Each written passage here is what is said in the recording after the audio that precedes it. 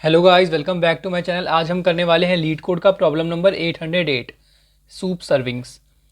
तो ये जो प्रॉब्लम है आज का मीडियम कैटेगरी प्रॉब्लम है, ठीक है। और हम इसको करने वाले हैं big O of n square time complexity और big O of n square space complexity में, ठीक है। तो एक बार प्रॉब्लम स्टेटमेंट को समझ लेते हैं। प्रॉब्लम स्टेटमेंट होगी n इक्वल टू 50 की बना हमें। ये n क्या है, देखो दो टाइप के सूप्स हैं हमारे पास। ये मान लो सूप A है, ये सूप B है, ठीक है।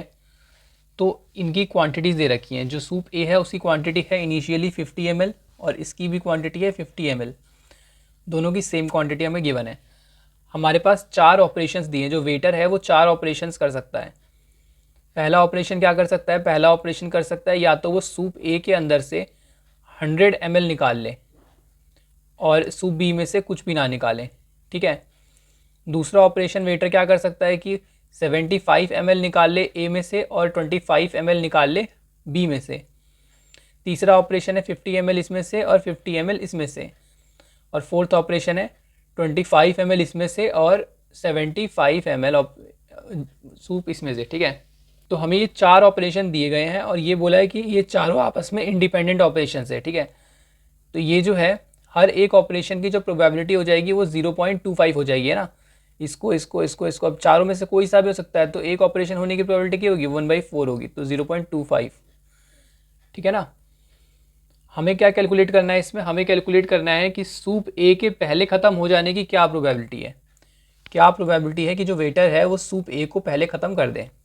और अगर दोनों एक साथ ख़त्म होते हैं, देखो सबसे पहले तो वेटर ए को पहले ख़त्म कर दें, एक ये हमें प्रोबेबिलिटी, इसकी प्रोबेबिलिटी P1 मान लेते हैं। और P2 प्रोबेबिलिटी वो है जो कि ये दोनों के दोनों जब साथ में ख़त्म हो जाएंगे। जैसे 50-50 ml है तो हम इनमें से 50-50 ml निकालिए, दोनों साथ में ख़त्म हो गए, तो 0.5 से मल्टीप्लाई करके इसको प्लस कर देंगे ए की पहले ख़त्म होने की प्रोबेबिलिटी में। ये हमारा आंसर हमें रिटर्न करना है, ठीक है। तो आपको प्रॉब्लम स्टेटमेंट बिल्कुल क्लियर है। अब ये प्रॉब्लम किसकी है, आप देखो, खुद सोच के देखो। इसमें हमारे पास इंडिपेंडेंट स्टेट्स हैं, जैसे ये वाला स्टेट, ये वाला स्टेट, ये वेटर कभी भी आकर ए या बी में से, इनमें से कोई सा भी ऑपरेशन कर सकता है। जैसे मानो उस वेटर ने पहले इसमें से 25 ml निकाला, इसमें से 75 ml निकाला। अभी तो ये 50 है, अगर ये 500 या 5000 होता तब तो निकाल सकता है, तो निकालता। तो अगली बार आकर वो कौन सा निकालेगा ये डिपेंड नहीं करता कि उसने पिछली बार क्या निकाला था। इंडिपेंडेंट स्टेट उसे बोलते हैं कि वेटर ने अगर एक बार इस ऑपरेशन को परफॉर्म कर लिया तो वेटर अगली बार आके भूल चुका है, उसे नहीं पता, सिर्फ क्वांटिटी डिफरेंस है उसके पास। उसे ये नहीं पता कि उसने ये ऑपरेशन किया था, वो दोबारा ये कर सकता है या ये कर सकता है, ये कर सकता है, ये कर सकता है। पिछले ऑपरेशन पर बिल्कुल डिपेंड नहीं करता कि हम अब कौन सा ऑपरेशन करेंगे। तो इसे बोलते हैं इंडिपेंडेंट स्टेट्स, ठीक है। अब इंडिपेंडेंट स्टेट है तो मतलब हमें हर एक पॉसिबल पाथ को एक्सप्लोर करना होगा। कैसे, यहाँ पे n की वैल्यू थोड़ी 100 ले लेते हैं, ठीक है। 50 काफ़ी कम लग रहा है, तो 100 से एक बार देखते हैं। मान लो हमारे पास शुरू में 100,100 है, ये ए की क्वांटिटी है, ये बी की क्वांटिटी है, ठीक है। तो हमने एक ऑप्शन ये चूज़ कर लिया कि वेटर ने मान लो 100 इसमें से निकाल लिया और इसमें से 0 निकाल, तो क्या बच गया 0,100। तो देखो ए पहले ख़त्म हो गया, इसमें ए पहले ख़त्म हो गया ना। नहीं तो हमने क्या चूज़ किया, हमने चूज़ किया 75 ml ऑफ ए निकल गया तो 25 बचा, और 25 ml ऑफ बी निकल गया तो 75 बचा, ठीक है ना। और इसके बाद हमने क्या किया, ये वाला स्टेट कंसीडर किया कि 50 ml ऑफ ए निकल गया तो 50 ml ऑफ ए बचा, 50 ml ऑफ बी निकल गया तो 50 ml ऑफ बी बचा। नेक्स्ट देखो 25 और 75, अब ये निकालेंगे तो कितना बचेगा 75,25 ये बचेगा। तो ये तो हुआ हमारे, जब हमने चारों ऑपरेशन, जैसे चार पॉसिबल ऑपरेशन है हमारे पास, तो हमने एक एक ऑपरेशन करके चेक किया कि क्या आ रहा है। तो यहाँ पे तो हमारा हो गया है कि हमारा ए जो है वो ख़त्म हो गया है, इसको आगे चलाने की अब ज़रूरत नहीं है। तो देखो यहाँ पे ये 25 है, 75 है, 50 है, 50 है, 75, 25। अब यहाँ पे 0,100 आ गया है, तो ये क्या रिटर्न करेगा यहाँ पे, ये रिटर्न देखो ए यहाँ पे पहले ख़त्म हो चुका है, तो ए पहले ख़त्म हो जाएगा, तो हमें 1 रिटर्न करना है। 1 क्यों रिटर्न करना है, क्योंकि हमें चाहिए, हमें 1 चाहिए। एक बार फिर से देखो कि हमें क्या रिटर्न करना था। रिटर्न ये करना था कि ए पहले ख़त्म हो जाए, इस बात की क्या प्रोबेबिलिटी है। प्रोबेबिलिटी मतलब क्या चांसेस हैं कि ए पहले ख़त्म हो जाए। और यहाँ पर ये P2 क्या है, P2 है कि दोनों साथ में ख़त्म हो जाए, वो क्या चांसेस हैं, ठीक है ना। तो देखो यहाँ पे पूरे पूरे चांस है कि ए पहले ख़त्म हो जाएगा, तो पूरे चांस है, तो मतलब यहाँ पे 1 रिटर्न करेंगे, है ना। और इसका देख लेते हैं। अब इसके लिए भी 4 स्टेट बनेंगी, इसके लिए भी सेम 4 स्टेट बनेंगी, है ना, और इसके लिए भी 4 स्टेट्स बनेंगी। तो 25 75 है, इसमें से भी पहले ये निकाल लेंगे। तो इसमें कौन ख़त्म हो जाएगा, इसमें हो जाएगा ए ख़त्म हो जाएगा इसमें। देखो मान लेते अब ये 0 हो गया और ये 75 में से 0 मिल गया तो 75 ही बच गया। 75,25 है, दोबारा ए ख़त्म हो गया। 50,50 है, वापस ए ख़त्म हो गया।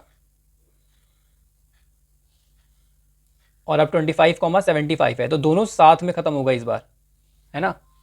अब इसमें देखो क्या रिटर्न करेंगे, इसमें ए ख़त्म हो गया पहले तो इसमें 1 रिटर्न करेंगे, इसमें भी ए ख़त्म हो गया तो इसमें भी 1 रिटर्न करेंगे, क्योंकि पूरे चांस है कि ए पहले ख़त्म हो जाएगा। इसमें भी पूरे चांस है कि ए पहले ख़त्म हो जाएगा। और इसमें देखो इसमें 0,0 है, अब इसमें पूरे चांस हैं कि ए और बी दोनों साथ में ख़त्म हो जाएंगे, है ना, दोनों साथ में ख़त्म हो रहे हैं। तो एक स्टेप, इस पर्टिकुलर रिकर्जन स्टेप के लिए क्या चांस है कि दोनों साथ में ख़त्म हो जाए, कंप्लीट चांस है, 100% चांस है, इसलिए हम यहाँ पे 1 रिटर्न करेंगे। पर हमें आंसर को कैलकुलेट करना है, तो यहाँ पे हमें क्या बोला है कि जब भी ये चांस हो तो जो भी प्रोबेबिलिटी आएगी उसको 0.5 से मल्टीप्लाई कर कर हमें शो करना है अपने आंसर में। इसलिए यहाँ पे 1 को मल्टीप्लाई कर देंगे 0.5 से, ठीक है, तो 0.5 रिटर्न करेंगे। तो हमें समझ में आ गया, जब भी जब भी ए पहले ख़त्म होगा तो 1 रिटर्न करना है, और जब भी बी पहले, ए और बी दोनों साथ में ख़त्म होगा तो 0.5 रिटर्न करना है। क्यों करना है वो मैंने आपको बता दिया। और उसके बाद इसका क्या होगा, तो ये फर्दर आगे जो रिकर्सिव स्टेप्स होंगे उसमें ही कैलकुलेट होगा। यहाँ पे कंप्लीटली हो क्या रहा है कि हमारे पास पहले तो 100,100 था, अब जैसे ही हमने एक्सप्लोर करना शुरू किया ये सारे वापस अपने इंडिपेंडेंट स्टेट हो गए कि अब 25,75 एक इंडिपेंडेंट स्टेट है, 75,25 एक इंडिपेंडेंट स्टेट है ना। तो इसलिए हमने ऐसे किया। अब ये समझो कि हमें ओवरऑल करना क्या है इसके साथ। अब ये जो प्रोबेबिलिटी है वो ये दिया, इसने अपना प्रोबेबिलिटी दिया, इसने अपना प्रोबेबिलिटी दिया, इसने अपना प्रोबेबिलिटी दिया, तो हम तो ये चारों ऑपरेशन कर सकते हैं ना, कोई सा भी कर सकते हैं। इसलिए हम इन चारों की प्रोबेबिलिटी को क्या करेंगे, प्लस करेंगे। इन चारों स्टेट से जो भी हमारे पास प्रोबेबिलिटी आएगी हम इनको प्लस कर देंगे, क्योंकि हम चारों कर सकते हैं। पर करेंगे तो कोई एक ही, मतलब चारों कर सकते हैं पर करना तो एक ही है ना। तो हम क्या करेंगे, इन सब की प्रोबेबिलिटीज़ का एवरेज निकालेंगे। एवरेज कैसे निकालते हैं, सारी प्रोबेबिलिटी को ऐड कर दो और डिवाइड बाय 4 कर दो, ठीक है। ये प्रॉब्लम थोड़ी मैथ्स की भी है, तो आपको इतना तो आना ही चाहिए। मैं वापस से एक बार समझा देता हूँ। हमने इसके लिए चेक किया, इसके लिए चेक किया, इसके लिए चेक किया और इसके लिए चेक किया, चारों के लिए चेक किया है, और हम इनमें से कोई सा भी स्टेट ले सकते हैं, ठीक है। और चारों के चारों क्या है, इंडिपेंडेंट स्टेट हैं और इक्वली फेवरेबल हैं, मतलब कि कोई सा भी स्टेट ले सकते हैं, ठीक है। कोई ऐसा नहीं कि इसके ज़्यादा चांस हैं या इसके कम चांस हैं, इक्वली फेवरेबल है सारे। तो हमने इन सब की प्रोबेबिलिटीज़ निकाली और सबको एवरेज करके ले लिया। तो 1/4 को क्या लिख सकते हैं, 1/4 को हम लिख सकते हैं 0.25, तो मतलब सबका सम मल्टीप्लाई 0.25, ये हमारा आंसर होने वाला है। तो देखो हमें इन चारों स्टेट से जो भी प्रोबेबिलिटी मिली, या इसको देख लेते हैं, ये चारों स्टेट से हमें जो भी प्रोबेबिलिटी मिलेगी यहाँ से रिटर्न होकर, उन चारों को हम क्या करना है, हमें ऐड करना है और फिर उसका एवरेज ले लेना है, तो वो उसकी प्रोबेबिलिटी हो जाएगी। सिंपल है। अब देखो यहाँ पे हमारे पास सब प्रॉब्लम्स आएंगी, ठीक है। जैसे 100,100 एक इंडिपेंडेंट स्टेट है, 25,75 है। अब यहाँ पे सब प्रॉब्लम भी तो आ सकती है, जैसे 25,75 है, ये स्टेट कहीं इधर भी आ सकती है 25,75। तो हम क्या करेंगे इसके लिए, हम इसके लिए मेमोराइजेशन कर लेंगे। मेमोराइज करके क्या फ़ायदा होगा कि हम एक स्टेट के लिए पहले ही आंसर निकाल लेंगे। कैसे करते हैं मेमोराइजेशन, मैं आपको वो भी समझा देता हूँ। जैसे मान लो अभी हमारे पास 25,75 वाली स्टेट है, तो हम इसको करने वाले हैं, एक मैप बना लेंगे, ठीक है।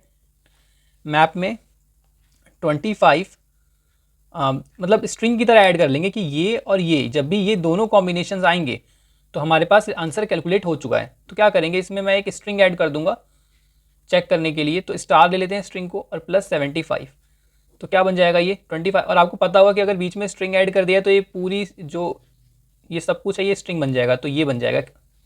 अब इसमें हमें पता चल रहा है कि पहला जो है 25 है, 75 और बीच में स्टार है, ये हमारा एक तरह से कोड हो गया। इसको हम एज अ की स्टोर कर देंगे मैप में, और इसकी वैल्यू क्या स्टोर करेंगे, जो भी यहाँ से प्रोबेबिलिटी रिटर्न होकर आएगी वो यहाँ इसकी वैल्यू में स्टोर कर देंगे। आगे जब भी हमारे पास 25,75 आएगा तो वी विल चेक, हम यहाँ पे चेक करेंगे कि 25 स्टार 75 क्या मैप में प्रेजेंट है या नहीं है। अगर प्रेजेंट है तो यहीं से आंसर को रिटर्न कर दो, और अगर नहीं है तो इसको फर्दर रिकर्सिवली एक्सप्लोर करो। समझ में आया आपको? तो आप समझ लेते हैं कि हमने ये जितना भी लॉजिक बनाया है रिकर्जन और मेमोराइजेशन का, इसको हम कोड में कैसे इंप्लीमेंट करने वाले हैं। देखो सबसे पहले तो जो हमारी क्लास है, हमने क्लास में ग्लोबल वेरिएबल बना लिया है मैप, ताकि हम इसको सारे फंक्शंस के अक्रॉस यूज़ कर सके, बार बार पैरामीटर में पास करने की ज़रूरत ना पड़े। और मैप किस टाइप का है, स्ट्रिंग और डबल। मतलब स्ट्रिंग मैंने आपको बताया था कि वो स्टार करके इसमें स्टोर करना है कोड टाइप सा, और डबल क्या होता है, डबल होता है जो भी हमारा आंसर है वो डबल टाइप का है तो हम डबल स्टोर करेंगे। अब देखो ये फंक्शन क्या कर रहा है, पहले तो इस लाइन को समझते हैं। ये लाइन क्यों लिखी है कि अगर n, क्योंकि कंस्ट्रेंट है n जो है वो लेस देन इक्वल टू 10⁹ तक हो सकता है। तो इसमें प्रॉब्लम कुछ नहीं है, बट एक प्रॉब्लम है कि रिकर्जन बहुत बड़ी हो जाएगी और स्टैक ओवरफ्लो आ जाएगा। मैंने करके देखा था, स्टैक ओवरफ्लो आएगा, मेमोराइजेशन करने के बाद भी वो स्टैक ओवरफ्लो देगा। तो n इज़ ग्रेटर देन 4500 लिखने का क्या मतलब है, और 4500 ही क्यों लिखा। देखो 1.0 एग्जैक्टली तो रिटर्न नहीं, बट हमें क्या बताना था, हमें बताना था P1 प्लस 0.5 इंटू P2। आप ये इस पर फोकस करो कि हमें बताना क्या था। P1 क्या है, चांसेस, P2 क्या है, चांसेस मतलब प्रोबेबिलिटी, कि क्या चांस है कि A पहले ख़त्म हो जाए, क्या चांस है कि A और B दोनों साथ में ख़त्म हो जाए, है ना। अब मैं आपको एक बार रिवाइज करवा दूँ ज़रा, आप बिल्कुल ध्यान से समझना इसे, अगले 5 मिनट आपको समझ में आ जाएगा। हम A में से 100 ml निकाल सकते हैं और B में से 0 ml, A में से 75 ml और B में से 25 ml, A में से 50, B में से 50। मतलब देखो शुरू के 3 स्टेप में हम A को या तो ज़्यादा निकाल सकते हैं या फिर B के बराबर निकाल सकते हैं। मतलब जो शुरू के 3 स्टेप्स हैं वो क्या हैं, वो हमारे फेवरेबल स्टेप्स हैं, वो ऐड होने वाले स्टेप्स हैं प्रोबेबिलिटी में। और जो लास्ट वाला स्टेप है बस एक ये अनफेवरेबल स्टेप है, B is greater than A, और वो भी कितना, ऐसा नहीं कि इसमें 100 ml निकाल रहे हैं और इसमें 0 ml छोड़ रहे हैं, ऐसा नहीं है, इसमें 25 ml अभी भी निकाल रहे हैं, पर कम निकाल रहे हैं B के कंपैरिजन में। तो A को तो हर बार निकाल रहे हैं, तो आप खुद सोच के बताओ कि A के ख़त्म होने के चांसेस ज़्यादा होंगे या B के ख़त्म होने के। ऑब्वियस है कि A के चांसेस ज़्यादा होंगे ख़त्म होने के, और A और B जब दोनों बराबर होंगे तो भी वो हमारा ही कंडीशन है जिसमें हम ऐड कर रहे होंगे। तो अगर n इक्वल टू 100 है तो ये वैल्यू आ सकती है 0.8, 0.7, 0.6 के आसपास। n इक्वल टू 1000 है तो ये 0.8 के ऊपर ही ऊपर आएगी। अगर n इक्वल टू 2000 है तो ये वैल्यू 0.9 के ऊपर आएगी, है ना।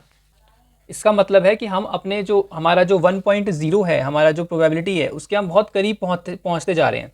चलो मैं एक एग्जांपल से आपको बताता हूँ। यहाँ पे मान लो कि हमारे पास एक कॉइन है, दूसरा कॉइन है, तीसरा कॉइन है, ऐसे हमारे पास 100 कॉइन है। मैंने आपको बोला कि आप इन 99 में से कोई सा भी कॉइन उठा लो, इन 99 इस कॉइन को छोड़ के, ठीक है, तो आपको पैसे मिलेंगे। तो क्या चांसेस हैं कि आपको पैसे मिल जाएंगे, क्या चांसेस है, 99/100 चांस है ना। 100 कॉइन्स है, 99 कॉइन उठाने पे आपको पैसे मिलेंगे, एक कॉइन उठाने पे आपको पैसा नहीं मिलेगा। तो 99/100 है तो क्या हो गया, 0.99। मतलब we are very close to get money, है ना, हम बहुत क्लोज हैं पैसे को लेने के। क्यों, क्योंकि इसमें ज़्यादा मतलब n के कंपैरिजन्स में इसके अंदर ये स्टेट्स ज़्यादा हैं जो हमें फेवरेबल करती हैं। ऐसे ही जब n बहुत ज़्यादा हो जाएगा, जब n बहुत ज़्यादा हो जाएगा तो क्या होगा, देखो इसमें भी आप देख सकते हो, इसमें 3 कंडीशन तो हमारी एक ही ख़त्म होने की आई और एक साथ में ख़त्म होने की आई थी। ये तीनों 0.0,75, 0,50, 0,25 ये एक ख़त्म हो गया है और एक साथ में ख़त्म हुआ है, तो ये तीनों एड ऑन होंगे, है ना। आपको समझ में आ रहा है ना ये बात। तो ये 0.99 के आसपास पहुंचते जाएगा, और हमें क्वेश्चन में गिवन है कि जो आंसर है वो 10⁻⁻5 तक में आना चाहिए। तो जो ये एक एक्सपेरिमेंटल वैल्यू है, आपको इस पर ज़्यादा नहीं सोचना, 0.99999 इतना, है ना। अगर आपने क्वेश्चन को इतना भी समझ लिया है तो आपसे क्वेश्चन हो गया है। ये एक्सपेरिमेंटल वैल्यू है, ये हम नहीं बता सकते, ये टेस्ट से ट्राई होगा, ये हमें टेस्ट कर करके मिलेगी, ठीक है। तो इसको हम अप्रॉक्स 1.0 ही मान लेते हैं, इसलिए ये चीज़ होती है।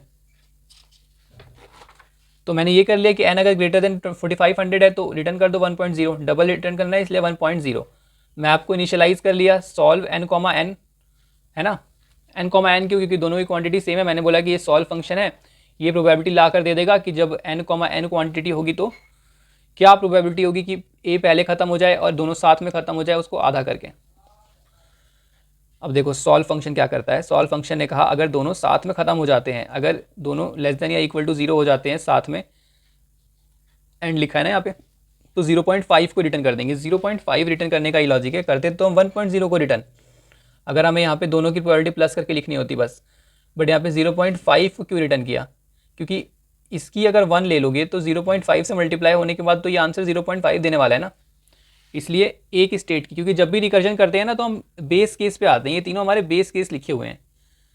बेस केस क्या होता है, वो लास्ट स्टेप, लाइक जब 25, जब उसके अंदर 50,50 बचेगा और उसमें से 50-50 निकाल लेंगे तो 0,0 बच जाएगा, ये होगा हमारा बेस केस। तो यहाँ पे इसकी प्रोबेबिलिटी तो 1 ही होगी ना, और 1 को 0.5 से मल्टीप्लाई करेंगे तो 0.5 रिटर्न करेंगे। अब ए पहले खत्म हो जाए, इस चीज़ की प्रोबेबिलिटी क्या है 1.0, क्योंकि रिकर्जन होते होते लास्ट स्टेप पे आ जाएंगे। और y is greater less than equal to 0, इसकी प्रोबेबिलिटी है 0, ठीक है ना। जब भी b पहले खत्म हो जाएगा तो उसमें हम 0 रिटर्न करेंगे, क्योंकि हमें इसमें कहीं भी 0 को ऐड नहीं करना अपनी प्रोबेबिलिटी में। ये हमारी जो प्रोबेबिलिटी है वो रिटर्न करनी है, ये वाली, इसमें कहीं भी हमें 0 को रिटर्न नहीं करना।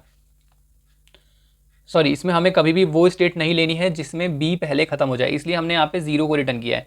a पहले खत्म हो जाए तो 1 को रिटर्न किया है, और a और b दोनों साथ में खत्म हो जाए तो 0.5 को रिटर्न किया है।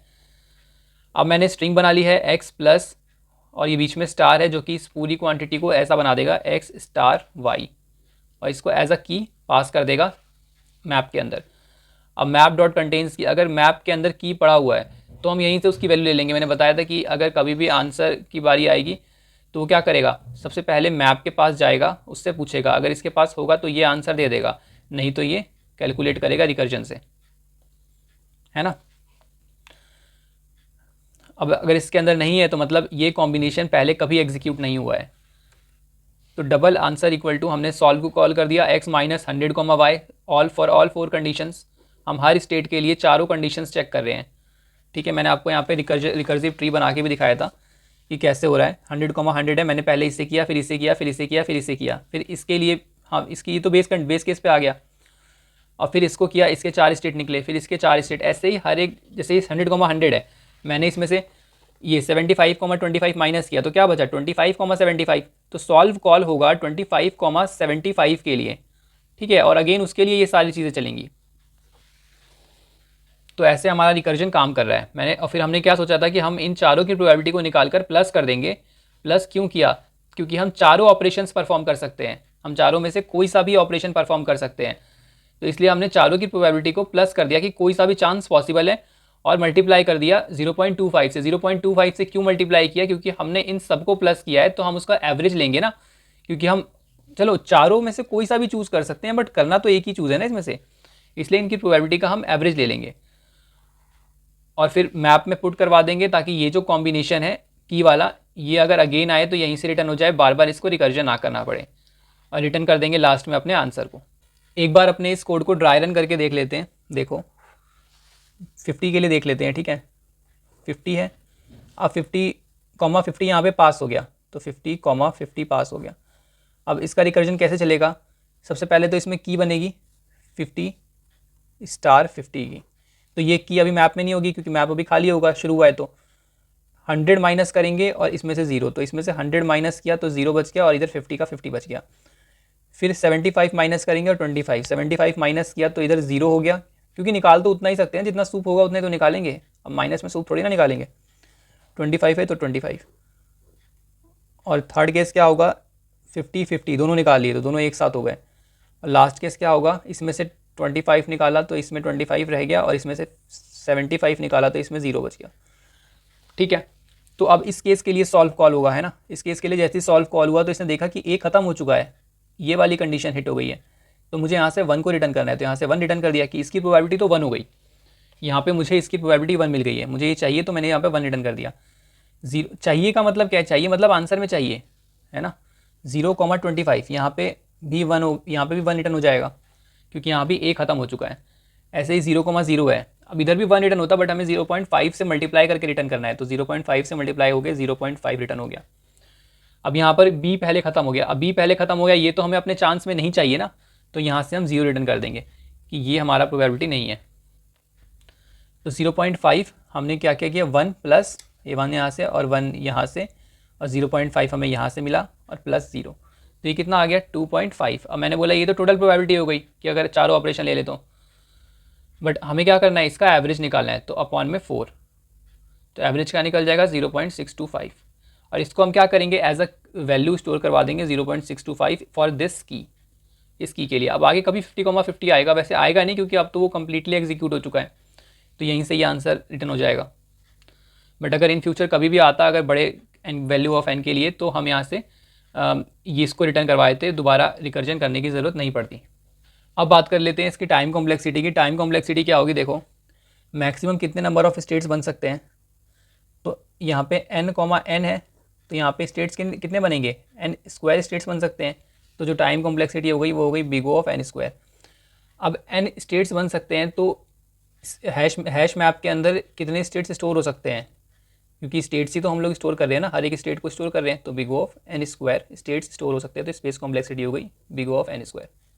तो गाइज अगर आपको वीडियो हेल्पफुल लगी हो तो वीडियो को लाइक कर दे और चैनल को सब्सक्राइब कर लें।